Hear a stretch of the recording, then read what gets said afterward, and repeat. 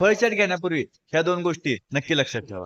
नमस्कार शेतकरी मित्रांनो, आता सांगितल्याप्रमाणे दोन गोष्टी कुठल्या तर पहिली गोष्ट, खरड चटणीपासून आपल्या प्लॉटला 160 दिवस झालं पाहिजे, त्यानंतर तुम्ही फळचटणी घेऊ शकता.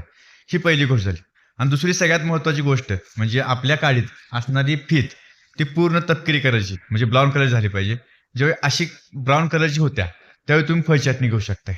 तर ती कशी ते तुम्ही बघू शकताय. आपली गाडी पूर्ण खाकी झाली म्हणजे शेंड्यापर्यंत खाकी झाली म्हणजे आपली गाडी पिकली असा त्याचा अर्थ होत नाही.